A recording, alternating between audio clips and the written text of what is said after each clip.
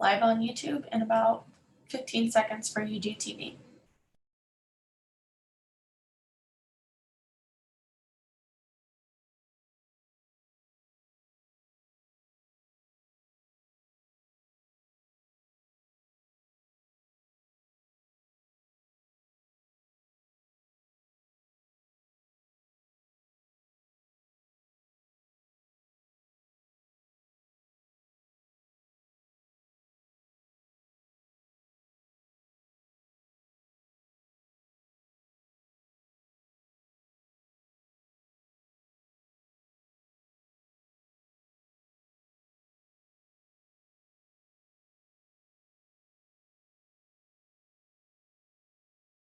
All right, are we ready to roll?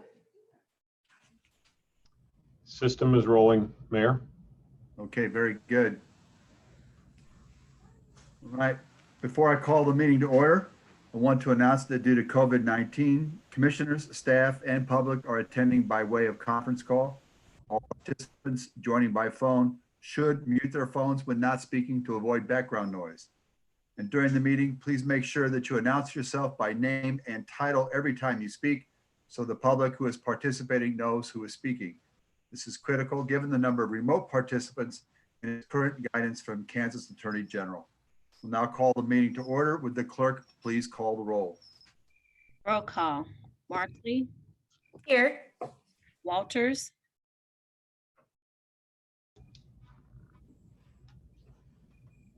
Philbrook, Bynum, Here. Burrows, Here. Townsend, Here. McKiernan, Here. Ramirez, Here. Johnson,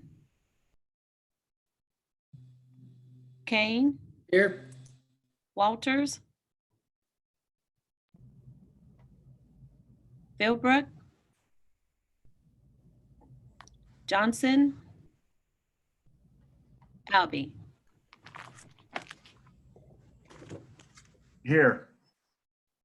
Maybe we give ourselves a minute to let the others catch up.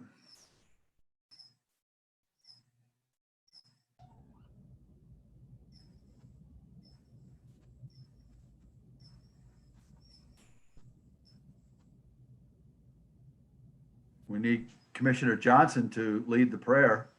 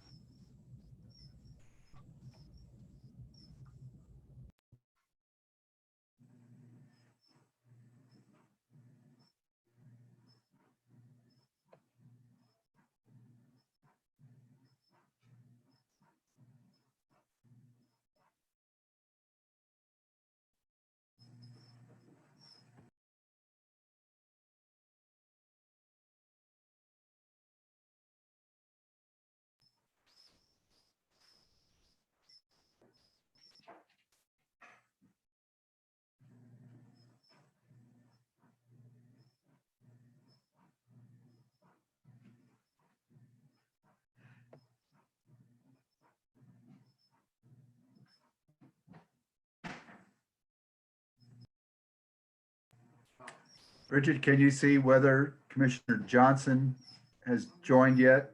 Looks like Commissioner Johnson has not, but Commissioner Philbrook has.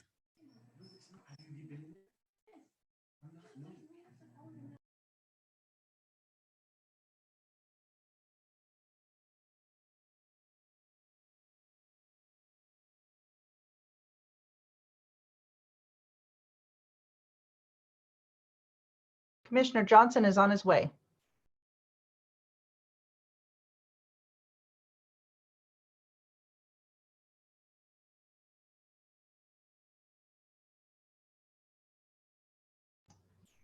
Commissioner Johnson is now on. Very good. So Commissioner Johnson will be offering the invocation today. Before we begin, before Commissioner Johnson leads us in prayer, let's just take a moment of silence for Mr. Russell Vaca. Mr. Vaca was an 18-year member of the Unified Government Parks Department. He was a supervisor. He was well-respected, well-known. Mr. Vaca passed away in early April from COVID. We, on behalf of the Commission and Unified Government, would like to express to his wife, Ramona, and his children, our sincere sorrow and prayers for their family. I also want to, let's offer a prayer as well for all of our first responders, all of those who are of our members of the Unified Government who are publicly facing every day. We thank you for all your labors and for the risks that you assume. So if we would just offer a moment of silence, and then Commissioner Johnson, begin the prayer as you will.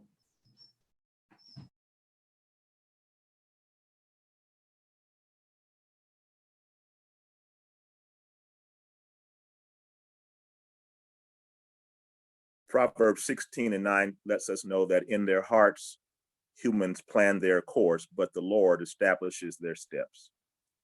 Heavenly Father, we ask you tonight, God, to plan our course. In our hearts, we have our plan, but we ask that you would establish our steps. I pray, Lord, that we seek you for advice. Let us make decisions not only by what we know, but by your spirit and by your wisdom. We continue to especially pray for the family of Mr. Vaca, that you would comfort them during this time and be a salve to their hearts and their minds. And it's already been mentioned by our mayor, we pray especially for medical personnel, first responders, and all who put their lives in danger during this pandemic that is named COVID-19. And with that in mind, we place this meeting in your hands. We place our hearts and our minds in your hands so that you will direct us by your spirit and by your wisdom. We pray this in the name of Christ our Lord. Amen. Thank you. Please join me in the Pledge of Allegiance. I pledge allegiance to the flag of the United States of America and to the republic for which it stands, one nation under God, indivisible, with liberty and justice for all. Thank you, Commissioner Johnson. You're welcome. I'd ask the clerk, are there any revisions to tonight's agenda? Yes, Mr. Mayor, a blue sheet has been distributed. Under regular consent agenda, we have an additional item, and that's item number 1 regarding an appointment to the boards and commissions. It's appointment for Brandy Nicole Armstrong to the Board of Zoning Appeals and Kansas City Planning Commission. Thank you. All right. Would you read the statement, please? We would like to welcome all present to this meeting of the Unified Government Commission.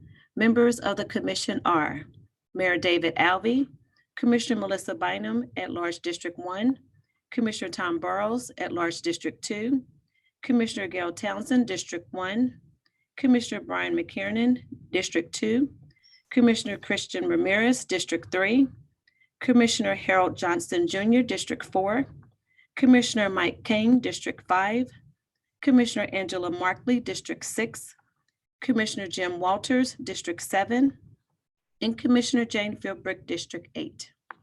As each petition is called this evening, all persons for or against will be given the opportunity to express their views. If this is the first time that a particular petition has been before this commission, the commission has 3 options. Number 1, it can approve the recommendation of the Planning Commission with 6 votes. Number 2, it can override the Planning Commission's recommendation, but it would take 8 votes to override. And number 3, it can return the matter to the Planning Commission for further consideration, together with the statement specifying the reasons for the referral back to the Planning Commission. The consent agenda is the first part of the Planning and Zoning agenda. Items on the consent agenda have received a unanimous vote of recommendation by the Planning Commission. Unless there is a request to set aside an item from the consent agenda by the applicant, a member of the public, the Unified Government Commission, or staff, then the Planning Commission's recommendation on all items on the consent agenda will be adopted by the Unified Government Commission at one time. I will read the list of agenda items on the consent agenda, and then when I have completed the list, the mayor will ask if there is any request to set aside an item from the consent agenda. This is your time to raise your hand by clicking the raised hand button and request that an item be set aside if you do not agree with the Planning Commission's recommendation. If you contacted the UG Clerk's Office by 5:00 p.m. on Wednesday, April 29th, prior to tonight's meeting and requested that an item be set aside, that item will automatically be set aside by the UG Clerk on your behalf. If an item is set aside, the matter will be discussed and voted upon separately. All items not set aside will be approved with the Planning Commission's recommendation. We appreciate the attendance of those people here this evening via online, and we recognize the importance of each petition. We would remind you that there are a number of items on the agenda, and we would appreciate your efforts to make your remarks as concise as possible. We ask that anyone who is joining us by Zoom or by phone to mute your phone when you're speaking to avoid background noise so you will not disturb the meeting. Once the petitioner makes their presentation, anyone for or against will be allowed the maximum 3 minutes to state your views. This is your time to raise your hand by clicking the raised hand button. When your name is called, please state your name and city for the record. The mayor and commission are required to disclose contacts with proponents or opponents on any items on the Planning Commission. I will ask if any member of the commission wish to disclose any contact with proponents or opponents on any item on the agenda.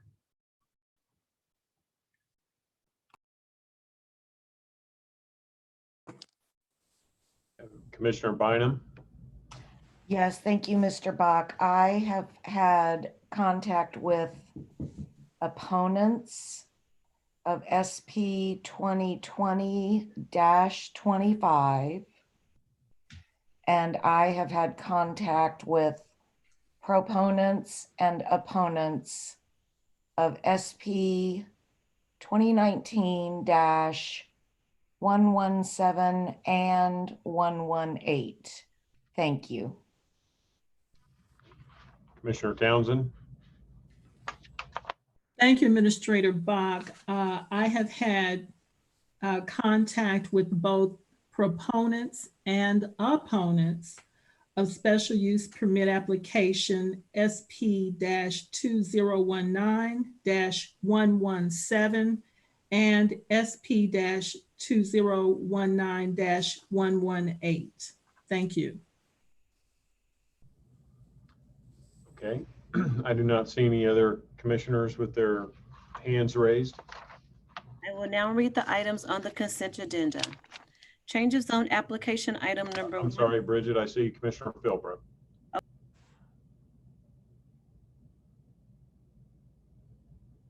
Okay, so I had contact with proponents and opponents of SP 2019-117 and 118. Thank you. Okay, seeing no further hands, and I will also acknowledge that Commissioner Walters has joined us since we called on the last commissioners.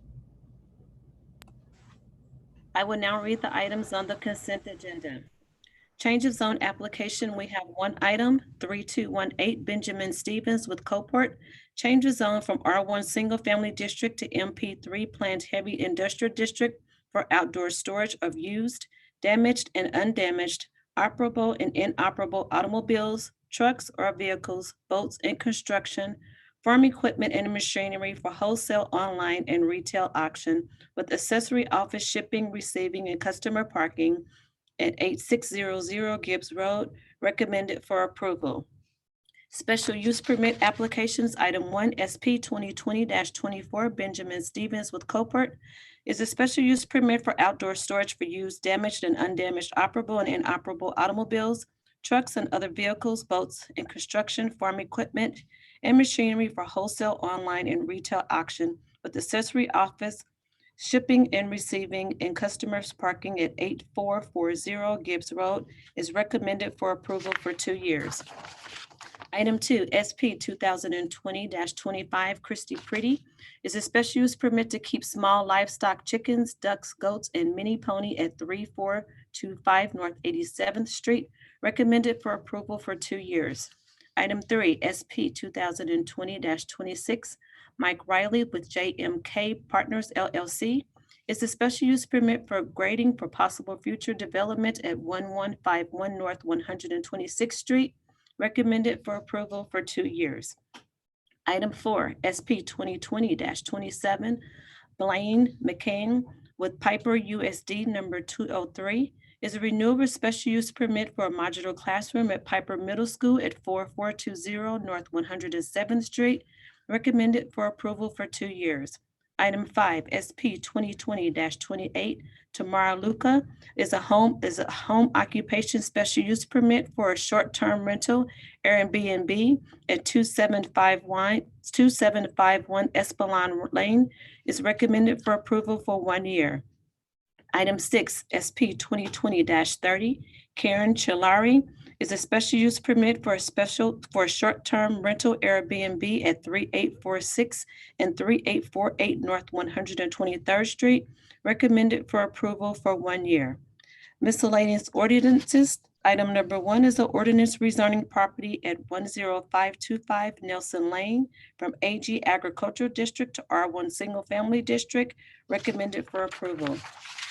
Item 2 is an ordinance rezoning property at 1620 North 118th Street, 11704 State Avenue, and 11602 State Avenue from AG Agricultural District to CP2 Planned General Business District, recommended for approval.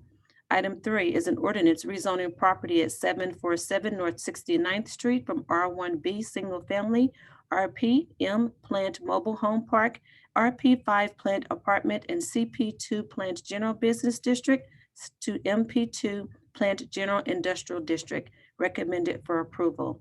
Item 4 is an ordinance rezoning property at 2815 North 20th Street from R1B Single Family District to R2B 2 District, recommended for approval.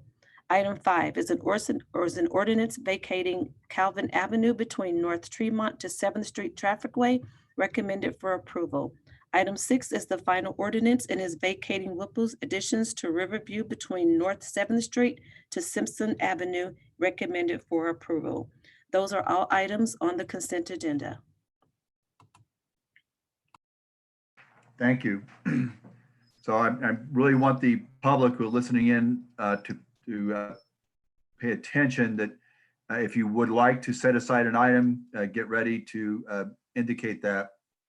Does any member of the commission, the administrator, or public wish to set aside any item on the planning and zoning consent agenda? If an item is not set aside at this time, all items on the planning and zoning consent agenda will be voted on by one vote to follow the recommendation of the planning commission. Bridget, we'll give it a moment. Let me know if there are any requests from the public to set aside an item. Do any of the members of the commission wish to set aside an item? Mayor, I do not see anyone signaling as such. And we do not have any members of the public signaling as such either. Commissioner Mike Kane, make a motion to pass all the issues. Angela Markley, second. I'm sorry, we have a motion? And a second by Commissioner Markley. Thank you. I have a motion and a second. Roll call, please. Roll call, Markley, Aye. Walters, Aye. Philbrook, Aye. Bynum, Aye. Burrows,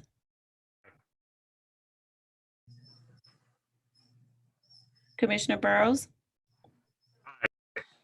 Townsend, Aye. McKiernan, Aye. Ramirez, Aye. Johnson, Aye. Kane. Aye. The vote is 10-0. That motion carries. Thank you. That concludes the planning and zoning consent agenda. We'll now hear the 2 items under the non-consent agenda. Items number 1 and 2, Fred Del Toro, will be heard together. Item number 1 is special use permit SP-2019-117, Fred Del Toro to keep a horse at 3447 North 31st Terrace. The Planning Commission voted 6-2 for denial. Item number 2 is special use permit SP-2019-118, Fred Del Toro to keep chickens and livestock at 3456 North 31st Terrace. The Planning Commission voted 5-4 to approve for 2 years. So I'd ask staff to make some opening remarks. Mr. Hand?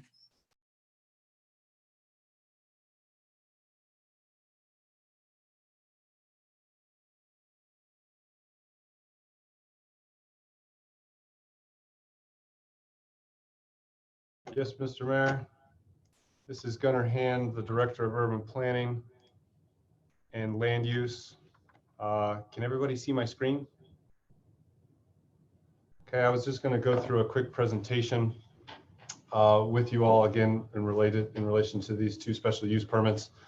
As Mr. Mayor mentioned, this is 2 special use permits adjacent from one another across the street on North 31st Street Terrace. This is the entrance to the Quindaro Ruins and Cemetery. These 2 properties were land bank properties that Mr. Del Toro acquired and has since been looking to keep a horse in a stable in one and some livestock in the other. I wanted to quickly just kind of reference where we are. Again, this is in the northern part of the county around I-635. A little bit closer. Again, this is 31st Street. To the bottom left of the image is Quindaro Park, North 31st Street Terrace, up to the ruins. And then we're talking the 2 subject properties. 117 with the horse is here on the east side. 118 with the livestock is to the west side of the street. I did visit the site this morning based on some the motion and some comments from the Planning Commission at our April 13th hearing, just to see the condition of the site moving forward. I'll flip through just a few here. Again, this is looking at the property in relation to special use permit 2019117 for the horse. You can see the horse in the stable right there. Mr. Del Toro has been using makeshift space in order to store the hay for the horse and as well as some materials in the future for both the stable. You can see it here with the water and the food. I would say that since the Planning Commission hearing, Mr. Del Toro has put in a significant effort to clean up the site, and we wanted to document that for you tonight. Again, this is a site of a lot of illegal dumping, and he spent a lot of time cleaning that up. Across the street, in relation to the special use permit for, it is for 15, recommended for 15 chickens and up to 6 combination of sheep and goats. You can see the cages have been left for the chickens if they seek approval. But he has also done a significant amount of work cleaning up the site moving forward. Again, as was mentioned, the horse was recommended for denial 6-2. The livestock was recommended for approval 5-4. I do have a little bit of background that I wanted to quickly state with for everybody on the meeting today.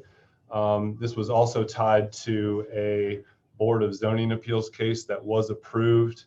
Mr. Del Toro had sought a variance at our April 13th meeting for a stable for the horse.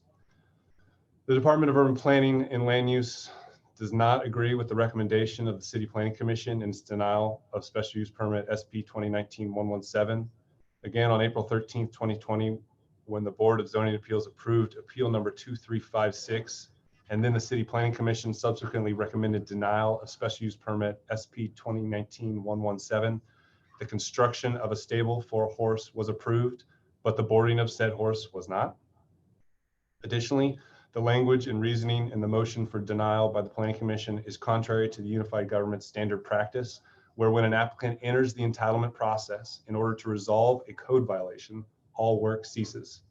While Mr. Del Toro did begin to clean up his property after receiving that original notice of violation, he then stopped this cleanup on his 2 properties once the Urban Planning and Land Use Department informed him that he would need a variance and 2 special use permits to both bring this property into compliance as it is today and use it as he intends to in the future. In response to the City Planning Commission's motion on April 13th, 2020, planning staff had asked Mr. Del Toro to fully address the notice of violation issues prior to the April 30th, 2020 Board of Commissioners hearing, which is evidenced by the site photos previously shown that I took this morning. If you reference the existing, the staff report, the photos provided by the applicant that were included showed a lot of debris and other garbage around the property, which has since been cleaned up. I would also note that the opposition heard during the multiple meetings, public and planning commission hearings regarding these cases had all been addressed or were not germane to the case, including opposition often noted security concerns at the Quindaro ruins and at the Quindaro cemetery, which are not related to these cases, even though Mr. Del Toro's properties do straddle the entrance to North 31st Terrace, which is effectively the entry point of the road that leads to said sites. Opposition also noted the proposed uses would not be in congruence with the historic character of the Quindaro sites. The Quindaro Township was an agricultural community, and these are agricultural uses. Opposition noted the poor conditions of the horse currently on the property. The stable that was approved by the Board of Zoning Appeals will address the shelter, storage, and well-being of the horse moving forward if allowed to continue on this property. And finally, opposition was concerned about, again, the trash and blight of the property. As mentioned above, Mr. Del Toro has responded to the original notice of violation and cleaned up his properties. Planning staff believes that this 2-year special use permit, with it, we can enforce greater accountability regarding the upkeep of these parcels, which also have a history of illegal dumping. That concludes my comments. Happy to take any questions.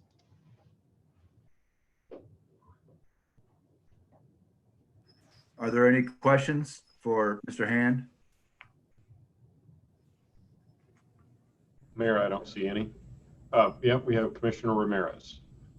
Now, we Thank still you. have the applicant has not had a chance to present on their item yet, Mayor. And then we'll have Right. the public hearing as well. Sure. All right, well, let's Commissioner Ramirez, if you'll hold your question, we'll let the applicant make his application. Of course. Sure. So I'd ask the applicant to present his application. Please state your name and address for the record.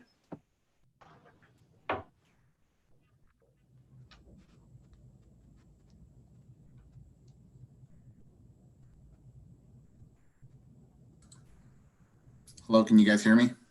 We can. My name is Fred Del Toro. I'm speaking for addresses 3447 North 31st Terrace and address 3456 North 31st Terrace. Based off the results from the previous court hearing on April 13th, both properties have been cleaned out. What the plan is to build a stable on the property on the east side of the public road. Is build a 10 by 10 foot kind of horse stable with a shed that is 5 foot by 4 foot to keep the storage of the food in there. On the left side, there would be kept some livestock, which, as you can see on the application or the results from the previous meeting, is keep a combination of 6 sheep/goat and 15 chickens.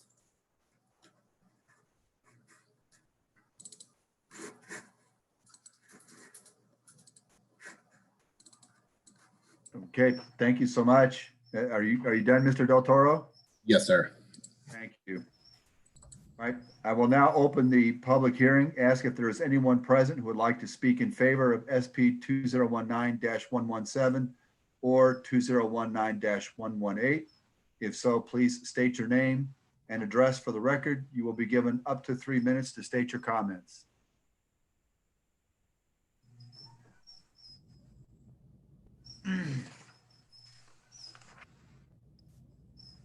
Apparently there are none. We do have someone that stepped forward, Michael Summers. To speak in favor? Mr. Summers?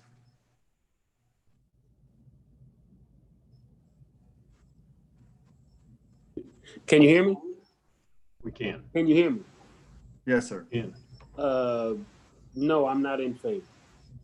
All right, then hold off. We will, is there anyone else who would like to speak in favor? And not hearing any. Did anyone, Bridget, from the public, who wish to express their opinion in favor of this item in writing? No letters of support were filed with the clerk's office. Thank you. So, Mr. Summers, you are here to speak in opposition. So please state your name and address and provide your comments. You have 3 minutes. Yes, my name is Michael Summers, and my address is 3428 North 29th Street, Kansas City, Kansas. I don't really understand how nothing is really, okay, this is the entrance of historical John Brown Caves, and also a very, it's like a monument, historical graveyard that has been there for at least 100 years, maybe more. No one has ever been there or anything. You know, I'm trying to get a whole lot into, like I said, a few minutes, but all of a sudden, from as long as I can remember, and I'm in my 50s, I can't ever remember anyone staying there, living there, or anything. All of a sudden, now it's you come there now, and you got to go past these animals, you got to pass this horse, and these pictures are very, very misleading. Right now, you know, the grass is now green, you know, the trees have kind of bloomed a little bit, and you really can't see what's really there. And it's really an eyesore. And he says he's cleaned it up. I can't tell. I can't see that. But this right here, but the fact that he's even there is mind blowing. This is a mind, you know, like people, they give tours of the John Brown Cave,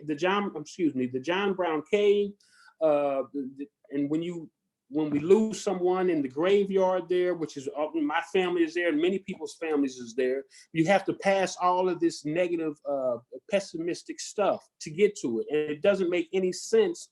Why, you know? It seems to me, unfortunately, it's not about historical things or anything. Of course, and you know. Maybe we're the wrong color. I don't know. I'm not trying to go there. 1 minute. 1 minute. What I'm saying is that it seems like it's just about the money. It's just about Mr. Del Toro paying taxes. You know, nobody's ever said anything about the graveyard that is there, the interest. Nobody said anything about how the historical the John Brown Cave is. It's not about it's like it's all about money instead of what's really going on. It's a very unfortunate that I'm listening to the whole thing and none of that was mentioned. And that's the whole idea. That's what the whole neighborhood is all standing on. And that's all the neighborhood has, is that graveyard in the John Brown Cave. And now all of a sudden you got to pass livestock to get to it. And it used to be a gate there. Now the gates, it's gone, or either it's gone or it's open or unlocked. I'm not sure, but I think it's there, but it's unlocked now, and it just doesn't make any sense. Anyway, your time is up, sir. All right, yeah, whatever. Go ahead.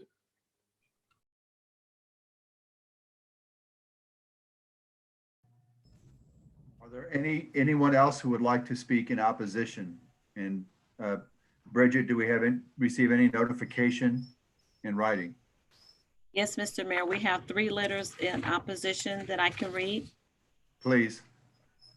The first states, I respectfully request that the elected members of the UG Commission referencing SP 29, 2019-17 and SP 2019-2002 and 18 to the Historic Landmark Commission. The members were appointed by the elected officials. Otherwise, we reject the passage of the stated petition at this time. Any changes to this historic area during a time of historic significance where committees were involved in the identification and preservation of a general area considered should be postponed until completion of an honorable work of many concerned citizens. Thank you for your consideration. This is from Maureen Flynn Hart of the Historic Street Mark Church at 1101 Euclid Avenue, Kansas City, Missouri.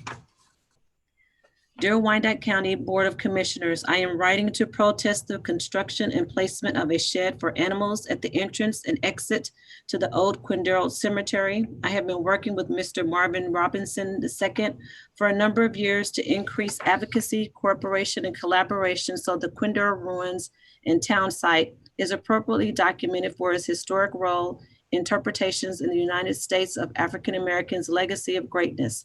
While the work has been painstaking, we are at a critical juncture that would help us better understand the importance of documenting the entire site. Not only do we need to provide the old Quindaro Cemetery site, we also need to realize the work being done around the country to protect cemeteries, which should only be properly be called burial grounds, the predecessor which is established of the African Burial Ground National Monument. Legislation that would amend Title 54 of the United States Code in order to establish the African American Burial Grounds Network as part of the National Park Service currently has 51 co-sponsors in the House of Representatives. Cemeteries, burial grounds are an integral part of genealogy. They help us understand family and community networks. They also hold clues to families and community stories. Neglecting their importance constitutes negligencies, critical parts of history. The Old Quindaro Cemetery should be included in the Periwinkle Initiative databases. I would like to cite the work of the United Nations, who established the International Decade for People of African Descent, 2015 to 2024. Over the past 7 years, that we've learned more stories of truth and reconciliation that connect the present to the past and help us create a better future. Let us not ignore the progress we've made and be able or make the distracted by attempts to build inappropriate structures on the land or any adjacent to the Old Quindaro Cemetery, a sacred resting place. Let us continue to focus on solutions that will document stories of the people and land of Quindaro, including the Quindaro burial grounds. Let us make sure that we will document in history books for generations to come. Thank you for your time and support. Joanne Grace Farmer, the founder and director of Building Communities Capacities, LLC. The final letter that was submitted in opposition reads, good evening to the Honorable Mayor David Alvey, each of the honorable members of the Unified Government Commission, and thank you for the opportunity to address you this evening. Fred Del Toro, new construction of the barn, shed, stables, and placement of livestock of chickens, sheep, and goats, and unsheltered horses at the entrance and exit of the historic road to the Old Quindaro Rural Cemetery. It's the history, it's our history. All of our family is buried up there. Why would we do this to that? Said one of the most respected and admirable Miss Eleanor Loretto Moran, a World War II widow of icon of so many families in the Quindaro. A variety of neighborhood groups has not necessarily been made aware of the unfortunate plans to disturb a sacred space of African burial grounds until December 2019.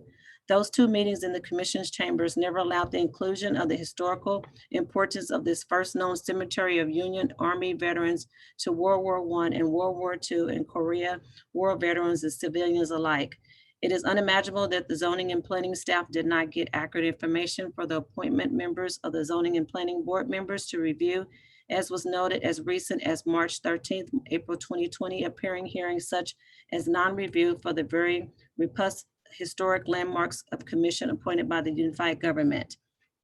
Zoning and planning board members kept asking who owns the property to those in attendance by a complicated product identified as Zoom. No provision has been included or complied to accommodate the federal legislations pertaining to the Americans with Disability Acts, more specifically making sure that those medically, mentally disabled or otherwise do not get their rights stricken away from due process and protects the First Amendment.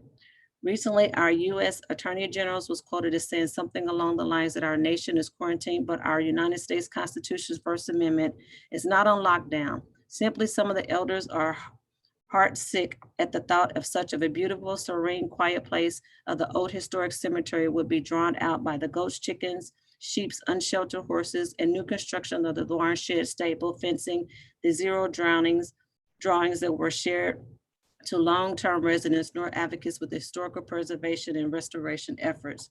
How could our city and our county, who've been on traction for assisting with historic preservation and restoration since at least 1991, when we came together long enough to stop now defunct toxic waste dumps in the same area? I would request we have 20 seconds. when we can continue long enough to stop now.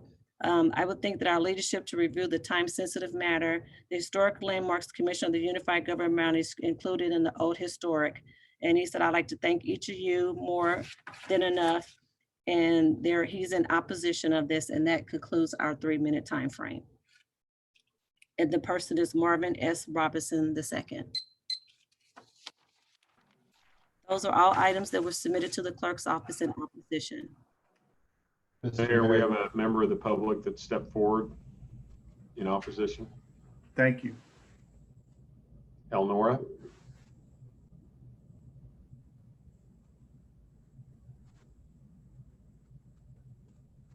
Hello? Okay, thank you. Good evening. Can you hear? Yes. Okay, thank you. I ask the commission to consider the weight that their decision tonight will have on the future of the Condero Town site. The Condero Town site is so impactful that it deserves an opportunity for broad and full participation from the community participants. Please note that the original Northeast Area Master Plan boundary was intentionally enlarged to ensure that the town site would be included to enhance the opportunities to seek financial and other resources to make it a world-class tourist attraction and a national historic landmark. I would ask, because of the COVID-19, full participation from the 500-member community participants in the Northeast Area Master Plan is impossible. And as the COVID-19 data asserts, in the Northeast in particular, because we're all in the throes of a death-wrenching pandemic crisis. Consequently, this non-participation in tonight's hearing makes it impossible for a decision to be made considering all the factors. So I ask the commission to vote to move this agenda to a future commission meeting or return it to the Planning Commission. Mr. Del Toro's purchase of the property in the former Quindaro Town site in close proximity to the Quindaro Cemetery, the sacred burial site of people with sub-Saharan ancestry, and perhaps as well Native Americans, the community engagement for the purpose of compiling a Northeast Area Master Plan to guide the community economic and human development in Northeast Kansas City, Kansas, and former Congressman Yoder's introduction of legislation to make the Quindaro Town site a National Historic Landmark, all occurred within a 30 to 60 day time frame of each other. And is that the root? 1 minute, ma'am, 1 minute. This historic area landmark was offered for sale without regard to the negative impact the sale will have on the community's vision and desire to maximize the town site's potential to be a significant tourist attraction, educational and character building tool, and a bona fide wellspring for economic opportunity. I cannot imagine that Mr. Del Toro will have willingly purchased this property had he known its true significance. I cannot imagine that any of the 500 community participants envisioned Mr. Del Toro's agricultural enterprise when it advanced the Quindaro Town site as their #1 goal under the Northeast Area Master Plan. Imagine, if you will, the impact that crowing roosters would have on those who chose to or choose to walk the grounds of the sacred place, engaged in quiet reflection on the lives of those who sought Kansas as a place of refuge and freedom. There her aspera. And thank you. Thank you. Are there any other in opposition? Mayor, I do not see anyone else stepping forward. So as there are no further comments or questions from the public, I will close the public hearing. Would the petitioner like to make any closing comments? Yes, just this is Fred Toro speaking. There was a mentioning of the gates being open now to when they were used to be closed before. I had talked to an officer that patrols the area regularly. I believe he was a sheriff. He had mentioned to keep the gate open. He patrols the area, drives inside that road that leads to the cemetery. Also, the code enforcement, the city code enforcement inspector, Matt Smith, had mentioned that the gate is to be kept open also as well. I initially was keeping the gate closed when I purchased the property. And when they saw that there was some activity in those properties, I was informed by the officers and the inspector to keep it open at all times. No further comment. Thank you, sir. So do any members of the commission have any questions or comments? And Commissioner Ramirez? Yes, I just have a couple questions.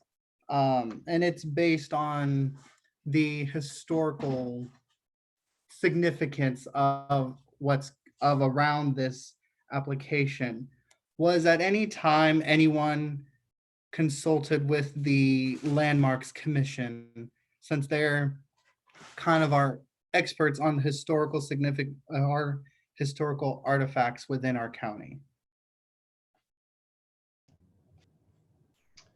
This is Gunnar Hand, Director of Planning. This has been designated a national commemorative site. It is not within our existing historical ordinance, so there's not a landmark or a district, so it didn't come under their purview for review. So no. Okay, because in the staff report, and this is, I mean, I guess the structure could be not within it, but it said the area in which the applicant's property is located is designated as historical. Now, is that part of the property or where the structure will be? I believe again, this is Gunnar Hand, Director of Planning. I believe what you're referring to is in the Northeast Master Plan. It was designated as a historic area in the land use category, which is different than the historic ordinance. So no portion of his property is within the historical boundaries of the Quindaro ruins? Not as viewed in our historic ordinance, no. So within, the state, is it within the state though? Like the state purview, is his property within the boundaries of the historical district? No, it's only been designated a national commemorative site I believe in the last 6 months.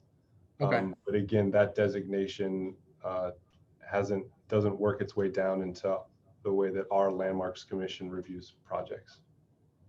Okay. We are not refuting that it is historic in nature. Okay. And was there, because I know in the staff report there were some emails, but what were conversations like with the State Historical Society on this particular application and location? The information from, let me make sure I get it right. The input from Dr. Steve Collins was the only information that we received in regards to this in terms of its historical nature. Okay. I think that is all the questions I had. Thank you very much. Commissioner McKiernan has his hand raised, Mr. Mayor. Commissioner McKiernan? Thank you. I thought Commissioner Townsend was in before me, but if Commissioner Townsend will allow me, I just have 2 points regarding property surrounding this road that I just want to bring up. The first of those is that I think we should consider that, to the best of my knowledge, Mr. Del Toro bought these properties on good faith from the land bank. And so if the road in between these two properties has significance, I think we need to consider down the road how we would prevent similar properties from going into the land bank where they could be purchased by anyone who makes application to the land bank. So I think we need to consider the overall significance of properties on either sides of access roads like this. So that's point number one. Point number two is, and Mr. Hand, maybe I'm sure that you will all look at this as this moves forward, but the high majority of this road, North 31st Terrace, as it winds its way northeast toward that site, according to Dot Maps and Landsweb, is owned by the Western University Holding Corporation. And I just, yeah, so you've highlighted it there. So I would assume then that this property owner of the remainder of the land bordering this road is affiliated with the historic site, and that there is no problem with the road going through this. So that's just something else that you can verify as we figure this out. But I noticed that the high majority of the linear passage of this road is through property that is privately owned. Not by Mr. Del Toro, but privately owned. That is correct. Okay, thank you. Commissioner Townsend? Thank you, Mayor.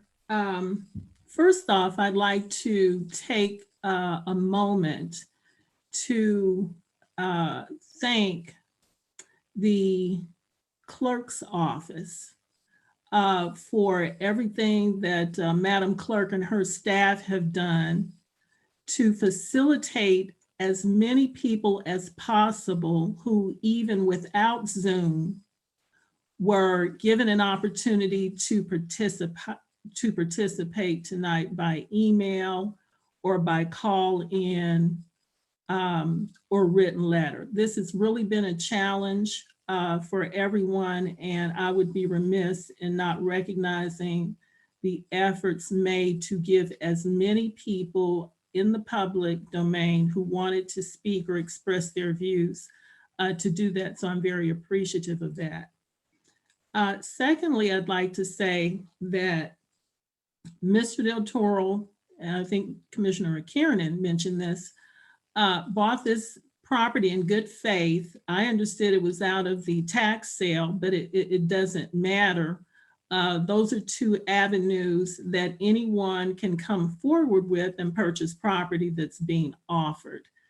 I think what the situation has done has brought to mind the UGs, and we as commissioners, the need to evaluate from henceforth letting any property within the environs of the Quindaro ruins or the cemetery or the overlook get out of the control of UG until we have a better idea of what future plans will hold.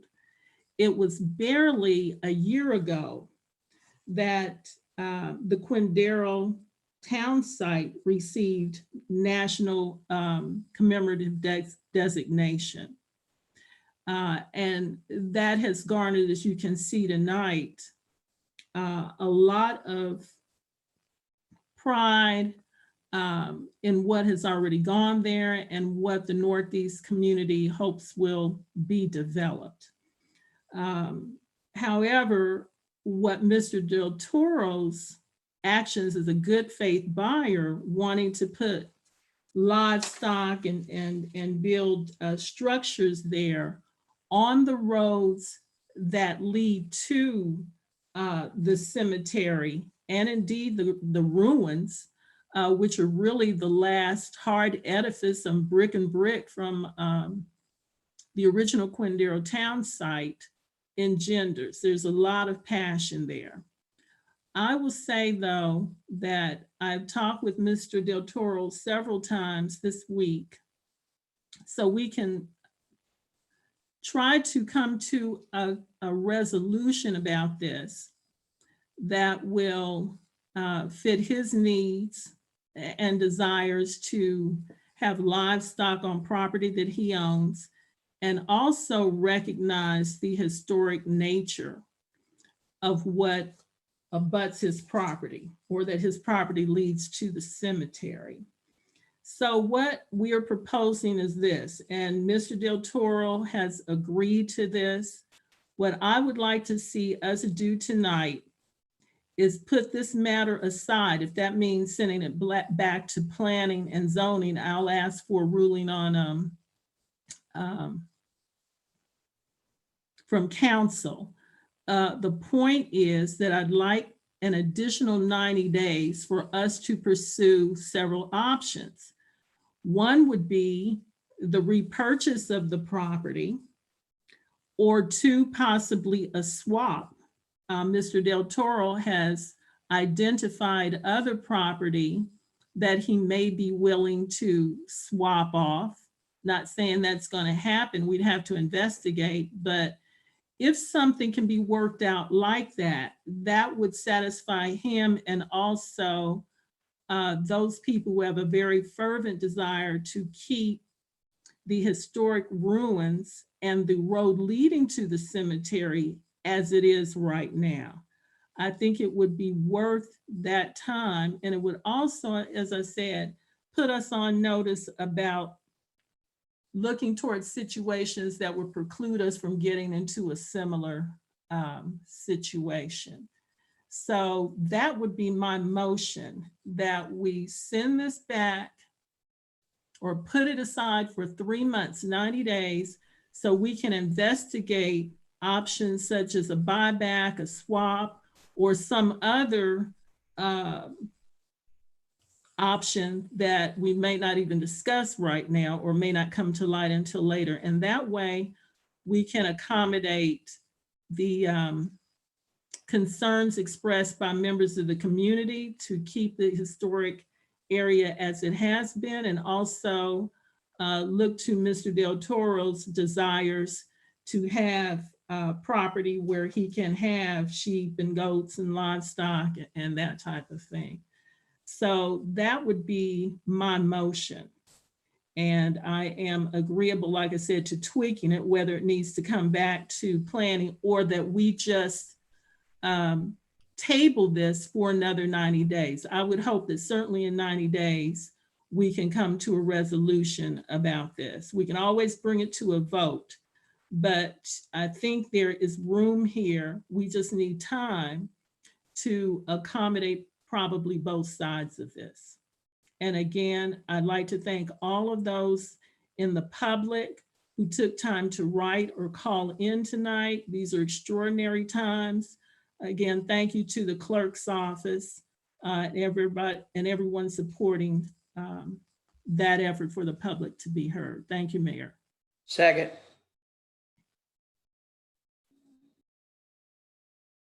I'm sorry, Mr. Moore?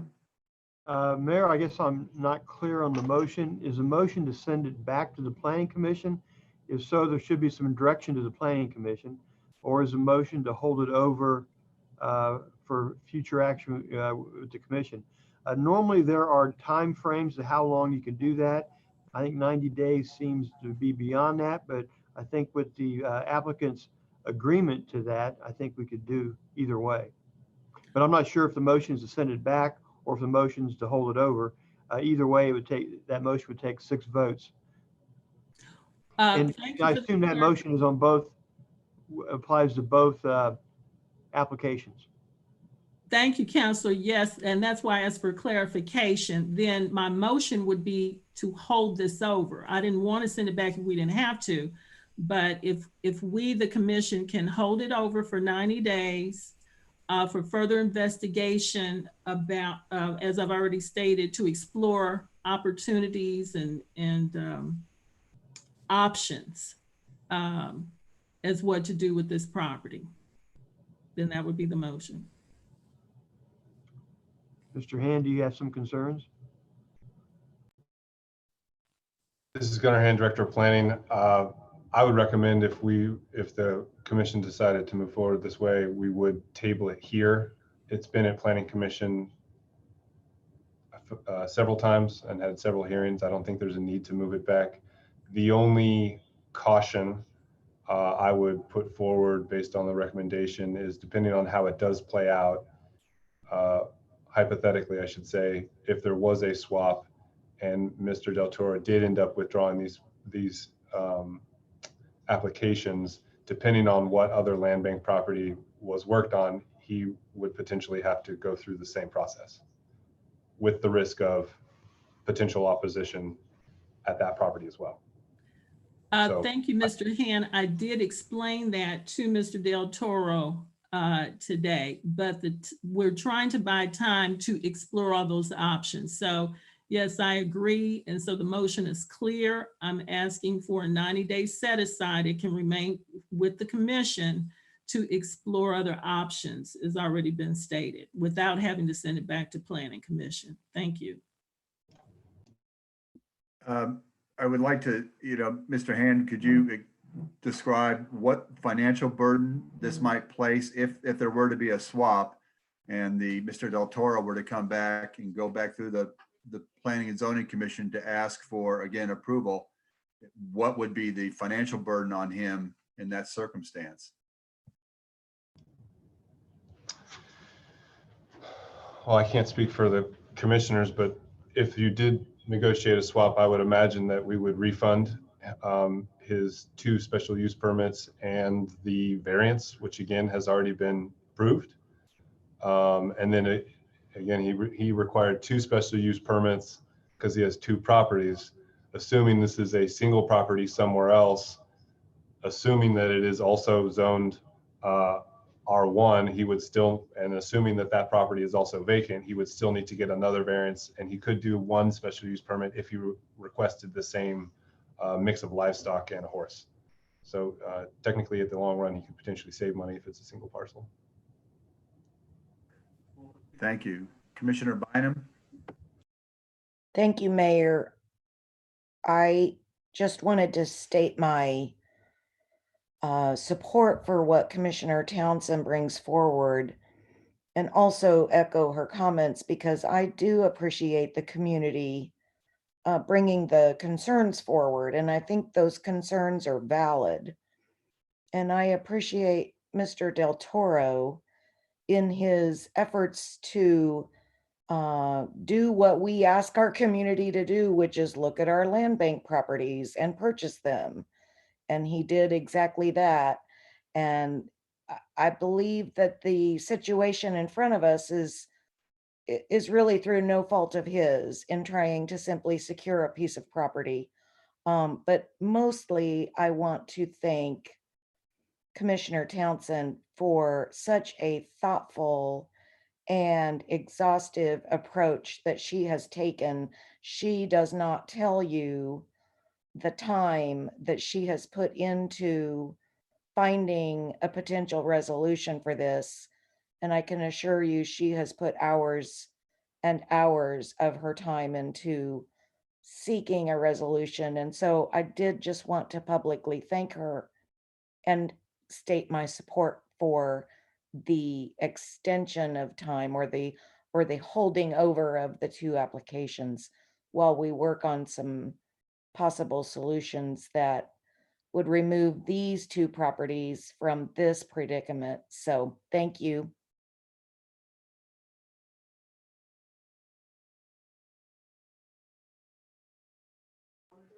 All right, I see there are no other hands raised. We have a motion, and it's been clarified, so we'll entertain a second. Second, Johnson. And we have a motion and a second. Any other questions or comments? All right, seeing none, roll call, please. Roll call. Markley, Aye. Walters, Aye. Philbrook, Aye. Bynum, Aye. Burrows, Aye. Townsend, Aye. McKiernan, Aye. Ramirez, Aye. Johnson, Aye. Kane. Aye. The vote is 10-0. That motion carries.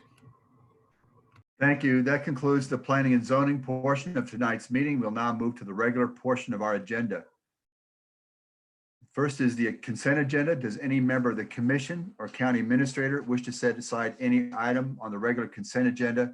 If an item is not set aside, all items on the regular consent agenda will be voted on by one vote. Commissioner Bynum moved to approve all items. Markley, second. All right. We have a motion and a second. Roll call, please. Roll call. Markley. Aye. Walters, Aye. Philbrook, Aye. Bynum, Aye. Burrows, Aye. Townsend, Aye. McKiernan, Aye. Ramirez, Aye. Johnson, Aye. Kane. Aye. The vote is 10-0. That motion carries. Thank you. That takes us now to the administrator's agenda. Final item, EPA's Integrated Overflow Control Plan. Mr. Bach. Thank you, Mayor. Tonight we have before us an item that we have been in negotiations with the Environmental Protection Agency for close to a decade, as we've been working through what requirements would be put on our community regarding our sanitary sewer. We are happy to come forward tonight that we have reached a settlement with the EPA that allows us to go forward, I think, with what we consider to be a fair agreement for our community. And while it does place cost on our community going forward, as we look at the hundreds of millions of dollars of projects we will have to do, our staff has done a good job of negotiating this so it can be done in a fair manner through this. So I'm going to recognize our team to present this item to the governing body for consideration. I'll recognize our Director of Public Works, Jeff Fisher. Thank you, Mr. Bach. As I try to take over the screen, I'll make a few more introductions. Key members of the team, Misty Brown, Legal Counsel, UG, Paul Calamita with Aqualaw, Outside Counsel in DC, Trenton Fogelsong, Program Manager with UG, Kurt Winters, Director of Water Pollution Control, and then I want to recognize past Public Works Director Bob Roddy, who's instrumental in helping us get here. And then also our engineering consultants, Burns and McDonald, have done a fine job. As Mr. Bach mentioned, this has been 10 years. Environmental Protection Agency, Department of Justice, Kansas Department of Health and Environment is co-defendant. And it's all based on this combined sanitary and storm water system. In the old days, it was common for cities to grow and use this system where they used one system, one pipe. And the challenge is that heavy rains and prolonged rains, system fills up, it backs up and overflows, and those overflows are an issue. About the eastern third of KCK is a combined sewer system. It is common across the country in bigger, older cities. There are over 700 consent decrees in the country of this kind. The UG's taken a very cautious approach and trying to learn from the failures of other consent decrees and experiences of other cities with a couple of priorities. One is to objectives. One is to obviously comply with the Clean Water Act, but also to protect our ratepayers. UG has pushed this as far as possible, and as a result, I believe we have an agreement to propose that is executable, is reasonable, and has strong financial safeguards for our community. I'm going to hand it over to Paul Calamita, and he'll highlight what you see on the screen, and then we'll try to field questions. Thank you. Jeff, Mayor Alvey, Paul Calamita, outside counsel with Aqualaw. I've had the privilege of representing the unified government during its consent decree and overflow control program negotiations with EPA.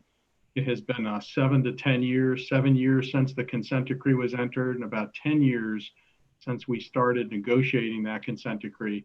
While that sounds like a long time, it's actually been to our benefit because we've had that decade to really make some progress before now we end up with an agreement, a long-term agreement, system-wide agreement to ensure that we control sewer overflows, an appropriate level of control across the UG system. We've gotten a 25-year implementation schedule on top of the 10 years that we've already spent negotiating to get developing plans and negotiating those plans to get to this point. So it's actually a fairly generous schedule, consistent with the fact that UG does have significant financial limitations. So we've got a very favorable schedule. We've also got an appropriate level of control particularly on the combined sewer side of town. So the eastern part of town has combined sewers that also take stormwater, whereas the western part of the service area has separate pipes, one for sewer and one for stormwater. This overflow agreement affects both systems and requires us to achieve a certain level of performance so that we don't have sewer overflows up to certain storm events. And the level of control we negotiated is the most flexible that EPA offers. It's the lowest that EPA offers, but at the same time, we think it's the right level for our community and will be sustainable in the long term. The program is expensive, but a significant portion of the cost, probably at least 50%, maybe more, is simply system renewal. It's renewing the sewer infrastructure that we have, and we were able to prioritize that renewal outside of things like the new Wolcott plant that we had to do to serve growth. But we were able to make a majority of the program system renewal so that we would fix the pipes we have so that we can really right size any new infrastructure, because that new infrastructure is very expensive to build and maintain over time. So we think we've got the right program.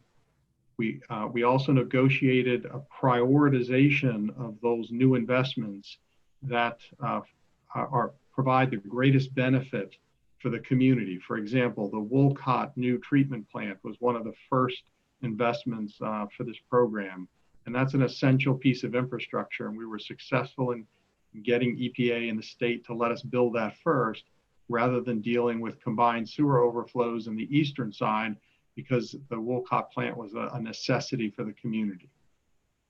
Three other quick things. One is rate certainty. These major programs, as you've seen, if you look across the river at Kansas City, Missouri, many of these programs have had massive rate increases. I think Kansas City had 5 to 7 years of 15% a year rate increases that then were able to drop to 9%. And the magnitude of those rate increases and the uncertainty of what those rate increases would be has caused KCMO to lose regional partners like Johnson County and Liberty, and it's caused much angst in the business community. As part of the agreement with EPA, we were able to bake into the program, we were able to memorialize much more reasonable, low single digits, 2 to 6% rate increases, which again provides some rate certainty. We also, on top of that, got a financial safeguard that allows us to propose modifications to this 25-year plan if any of our key assumptions, such as the cost of money, the cost of construction, if any of those assumptions are significant, turn out to be significantly adverse, the agreement expressly invites us to propose a modification. Lastly, this agreement covers about 15 years worth of sewer overflows. Even anytime you have a collection system for sewage, there will be overflows. There are pipe breaks, contractors hit lines. And so for the last 15 years, we've racked up the normal, typical oopses in a sewer system. And typically we would pay a fairly significant, well into the 6-figure penalty. For example, Kansas City, Missouri paid $600,000. We have negotiated a civil penalty that covers 15 years worth of, approximately 15 years worth of sewer overflows for just $50,000. Part of that is a hard negotiation by the unified government team. Part of that is a little bit of acknowledgement by the federal government of COVID-19 financial impacts. So overall, and by the way, to get here, we are in 6 months of dispute resolution with EPA. So if the commission does not approve this compromise, we will then continue litigation, likely for a couple of years with EPA over this program, and we may lose both the favorable schedule, the favorable level of control, the prioritization, and the ability to include a lot of our system renewal in a future program. So I would urge you to approve, to authorize the UG administration to accept this program and to pay the $50,000 civil penalty that we have negotiated. I believe it is the cheapest civil penalty per capita of any of almost 700 consent decrees in the country over the last 20 years. I think this is the lowest per capita penalty.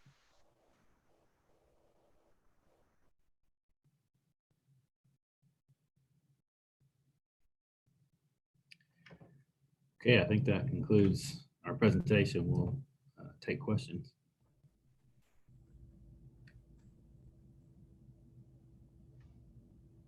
Commissioner Johnson? Thank you. Can you hear me? Yes, sir. First of all, to Mr. Fisher and to Mr. Calamita, I really want to extend my thank you to you all for this unique and cost-effective solution for stormwater overflow. You all have put in, as it's already been stated, quite a bit of time into this. And so thank you for hearing our critiques and also being able to produce something that sounds like it's very unique to Wyandotte County. I have a question. I think I asked this in our prior meetings. How much would this affect the taxpayer on average per month or annually on their bill? The ratepayers in this summary on screen, we've tried to highlight down in the second to last paragraph the impacts to the average customer on their monthly bill. So currently it's at $46 a month for the average customer, and then you can see how it increased with each adjustment over the next 3 years, 4 years. Okay, so 40, I guess, well, even my bifocals are not really effective right now on this. 46 to 48.31 to 50.73 in 2022, and then 53.25. Okay. Got it. Okay, thank you very much. And I must say, Misty Brown has put an intense amount of hours into this for 10 years. So she's been our biggest champion. Paul's been a great help as well. Thank you, Misty. Commissioner Ramirez? I believe Commissioner Burrows was before me, but I'll go ahead and say quickly. I just had a comment, and I voiced this during on threes when this was presented. I think we should have a communications plan of how we're going to communicate these rate raises to the community, because BPU charges and rate increases is a very divisive topic in our community. And so I think we need to have a very strategic way how we say, we tell them that this is something that we have to do. This is being mandated by the federal government. And if we don't do it, then we will not be in compliance with that federal order. And so I just, that was just my comment, is like, I think we need to have a good communicative portion of this plan. And thank you to Misty, Jeff, and Mr. Calamita, and everyone that worked on this. It seemed like a very, very long journey, and finally you found the end of the tunnel. So thank you for all that you have done. Thank you. Commissioner Burrows? Thank you, Mayor. Commissioner Burrows. Mr. Calamita, thank you for your negotiation expertise in getting this resolved for us to the extent that you have. Misty, thank you for your tireless effort. Jeff, you have, I commend you on reaching out to the commissioners and educating us as this has moved along. I do have two concerns. One of them echoes what Commissioner Ramirez stated about getting the community information out to ensure that the community understands the amount of, I don't want to say pressure, but burden that we have on our community in reference to an infrastructure that is in much need of being addressed. Second of all, are we there with the rate structure just yet? Will the commission have an opportunity to discuss the rate structure as we move forward? I believe this is a question I posed to Mr. Fisher in our conversation when we had our 3-on-3s. I just want to ensure that the public understands that as we move forward, we will have a chance to, one, look at the rate structure, and two, to show them that they have an opportunity to weigh in on the amount of rate structure that we're proposing for this project. The wastewater rate structure, we're not proposing to change that. It just, the proposal includes increases in the current rates, at which the commission would have the opportunity to review every year. Unlike stormwater, you may be also referencing as, it's on hold for now. So that will be something that you would review again later. And if I may, Mayor, when we talk about later, Mr. Fisher, do we know, do we have a time frame in place? I know there have been a number of proposals presented to us as commissioners. I just want to ensure that the public has time, and if we're under a time constraint, that we're able to meet that time frame so everyone can weigh in as we move forward on this issue. I might jump in, Jeff, Commissioner, just so we're clear, we're talking about the wastewater side of this. So those proposals are out there that we would be looking at a increase in over the next year. I mean, 21, 22, 23, it's in that almost the second to last paragraph that's noted in the document that's on the screen now. So this, and it really is one, in order to, this is an estimate in the sense that we come out and we think this is how much money it will take in order to fund up all the projects that we are agreeing to do in accordance with the consent decree with the EPA. So it might be slightly different from this. We could choose different years to do it in. We could do more in one year and do less in another year. But what we will be required to do is to try to follow the schedule of enough funding to do the projects that we're outlining in this. The stormwater is a completely different item. And that's something that we can have discussions on later in the year.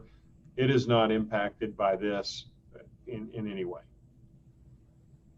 And thank you, Mr. Bach. What I'm looking for is some certainty. We're talking about a 25-year plan, but we're talking about a 3-year payment plan. Basically, the increases are only over 3 years. I'm just wanting some certainty that our constituents and the people of Wyandotte County understand what this will cost them, possibly as a base floor for their increases as we move forward, at least for the next 3 to 5 years. I know it's in the paragraph, but it's an estimate. I'd like to have some base numbers so that we understand what the significance of the increase may impact. Yeah, do you guys have the chart that I believe we put it in the commission agenda package that shows, because it's not just 3 years. I mean, this is an estimated program that goes on each year going forward. Let me try to share that. You all see that? Is that the one you're looking for, Doug, on the screen? I still see the memo. Okay. I'm looking for the one where it's the typical wastewater monthly bills. It's 2 pages behind this in the agenda package. Yeah, I'm trying to switch to that slide. And Commissioner, why I'd like him to show this is I think it is the one that is you want to show the public how it just shows it is an annual increase that goes to this program essentially for the next 25 years in order to fund this. So it's the chart that's on the bottom. So typical wastewater bills. On the far left side, you see where we're at today. This is a high and a low. If you'll note that you have the brownish color is what we'd consider the low range, and the blue color being what could be the high. So if we move through this over the next 10 years, the ratepayer is going to see most likely about a $10 monthly increase in order to pay for this system. And then you can see how that continues on out. If we can keep it in the brown, then that's a fairly steady. The blue would be a little higher than we'd like to see, but so that's the high and the low. And you see the numbers over to the left-hand screen when you go out over 25 years. And I really appreciate Commissioner Burrows' concern about having certainty. That was something that was big in the negotiations for us. And so having this in the agreement's really important and a good win for UG. I will also say that I can share that other, give me just a second.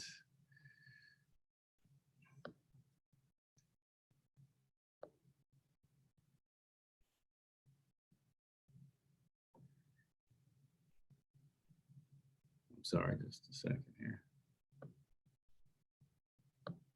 I was just going to share the one slide I believe is in your packet that shows that currently KCK against the comparison group, Johnson County, Olathe, Lawrence, Bonner Springs, Independence, KCMO.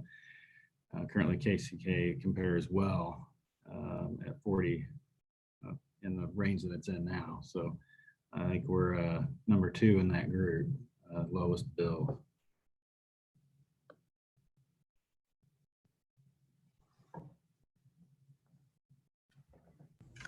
Are you trying to pull that slide up now, Jeff?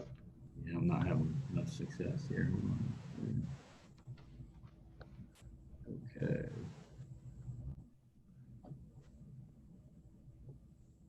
There we go. How's that? There you go. KCK is in a good position relative to those communities. And Jeff, a few of these cities as well, like Kansas City, Missouri, they're under consent decrees as well, where they've got fixed rates that are probably going up at a higher percentage than ours. Yes, and yes. No.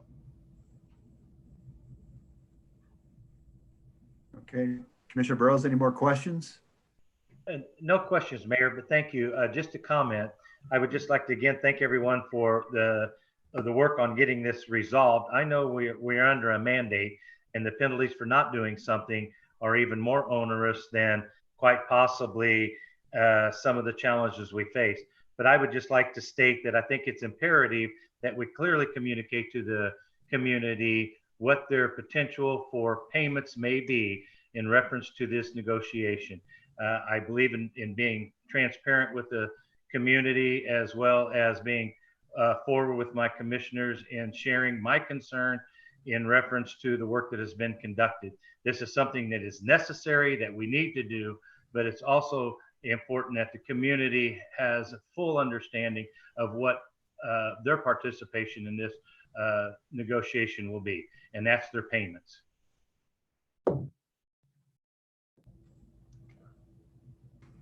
Commissioner Philbrook? Yes, so in the beginning, back in 2013, when all of this started hitting the fan officially, I really want to say that we've been down a really long road, and having been elected in 2013 and being on the front end of this, seeing all of the, not all the stuff in the background, but a lot of the things that we've had to go through to keep putting our heels in the, in the ground and saying, no, we're not going to knuckle under and just keep fighting it. Evidently was the right decision. It was not an easy decision, because nobody likes to have the federal government come after them, because we don't like to pay those fines. But I would say that evidently we had the right people working it, and God bless you guys for all your hard work and leading us down the right path. So thank you very much for that. Also, as I understand it, then really this is going to come back before us continually each year as we deal with the budget. Is that correct? We'll be seeing the kind of monies that are coming in and what we're spending on these projects. Is that correct, Jeff? Yes. Okay, so it's not like we're just going to do it and it's going to go away into, you know, some area that we're not going to see. It'll be in front of us. Correct. You probably want to see, but you know, we'll have that responsibility every year to review this, correct? Correct. Okay, thank you. Commissioner Johnson? And I just have a quick one. I always get this confused, and I think in my prior statement, I alluded to the stormwater, and I meant to say wastewater for the record. So I just want to make sure. I continue to have trouble deciphering between the two in terms of the language, but anyway, I just want to make sure that was corrected for the record. Thank you. Yes, and again, Mr. Calamati and to Misty, to Jeff, you know, when we traveled to Washington to meet with EPA at that meeting, I was not confident that this was going to turn out as well as it did. This could not have turned out better. We actually, I think, got better than what we asked for. So congratulations on all the hard work. Seeing that there are no other hands raised, I'll entertain a motion. McKiernan, move to approve. Markley, second. We have a motion and a second. Roll call, please. Roll call. Markley, Aye. Walters, Aye. Philbrook,